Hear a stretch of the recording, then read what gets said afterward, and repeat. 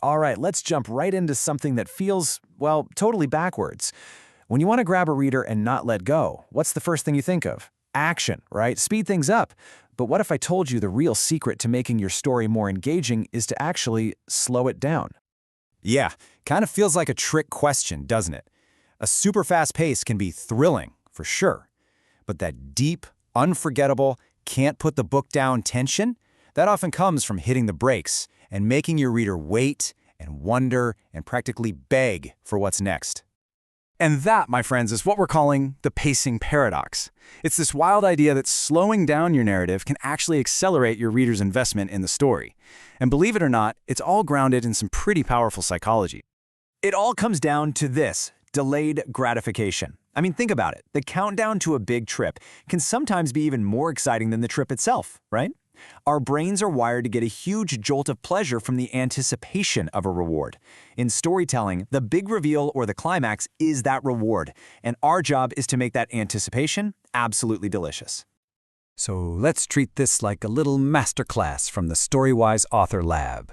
We're going to build a toolkit, step by step, that'll help you master this paradox and completely level up your story's pacing. So here's our roadmap. We'll kick things off with building immersive worlds and getting inside our characters' heads. Then we'll get into the secret power of dialogue and how to take smart detours into the past. All of this is going to build up to the main event, mastering that slow burn, which is how we get to that awesome, super satisfying payoff. First things first, building immersion. See, before you can even think about slowing down the plot, you have to give your reader a world they actually want to hang out in. A world so real, they feel like they can reach out and touch it. And we do that with immersive detail. Now, this is way more than just describing a room. It's about capturing the smell of rain on hot asphalt, the rough texture of a worn-out book cover, the low hum of a refrigerator in a quiet house. It's those sensory details that make a made-up world feel completely real. And there's a really cool reason this works so well. The right details can trigger something called narrative transportation. That's when a reader gets so sucked in, they feel like they've literally been transported into the story. And when someone's that deep, trust me, they're not checking their watch. They're just there.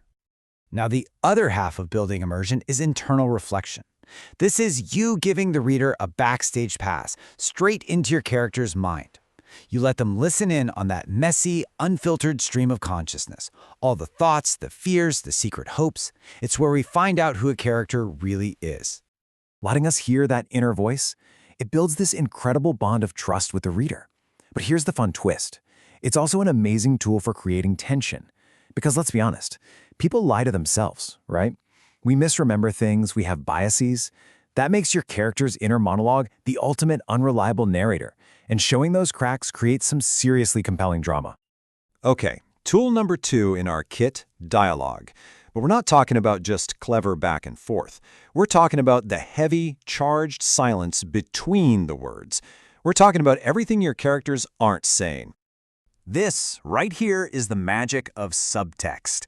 The best dialogue is like a dance, where the real conversation is happening just below the surface.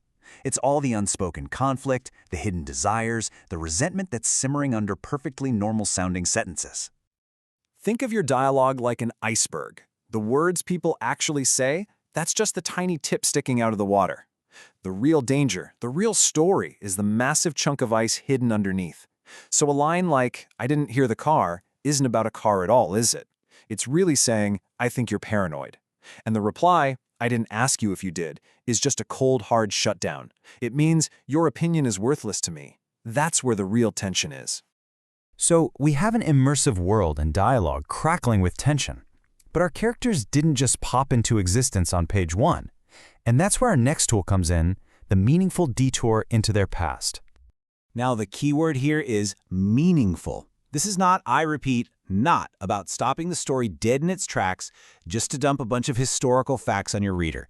No, this is about strategically dropping in a piece of the past to make the present moment that much more intense and complicated. So when do you take one of these detours? You use a flashback to show us why a character is absolutely terrified of failing right now. You reveal a secret from their past to make the current fight they're in suddenly feel 10 times more important. A well-placed detour doesn't actually slow the story down. It adds these rich layers of meaning that actually push it forward. And this brings us right to the heart of the pacing paradox. This is it, mastering the slow burn. This is the fine art of taking one single, crucial moment and stretching it until it's about to snap. Slow burn suspense is all about taking a high-stakes moment. You know, the character trying to defuse the bomb or waiting for that life-changing phone call and forcing the reader to live inside every single second of it. Instead of rushing to find out what happens, you expand time itself. So how do you actually do it? Well, first, the thread has to be crystal clear. Second, you got to trap your character. No easy outs. Third, you constantly remind the reader what's at stake, what happens if they fail. And finally, here's the secret sauce. You give them a tiny glimmer of hope, and then you rip it away.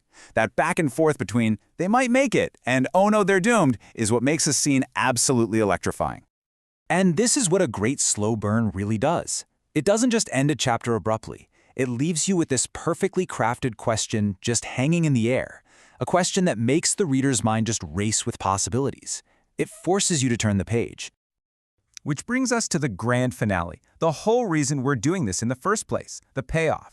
All this slowing down, all this tension we've built, it has to lead somewhere amazing.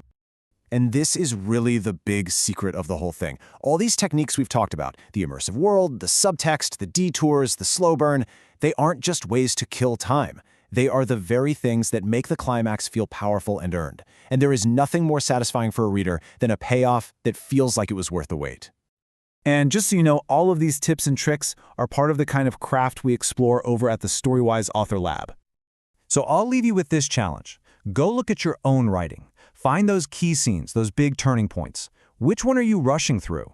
What critical moment in your story is just sitting there, waiting for you to hit the brakes, stretch that tension, and make your reader feel every single second of it?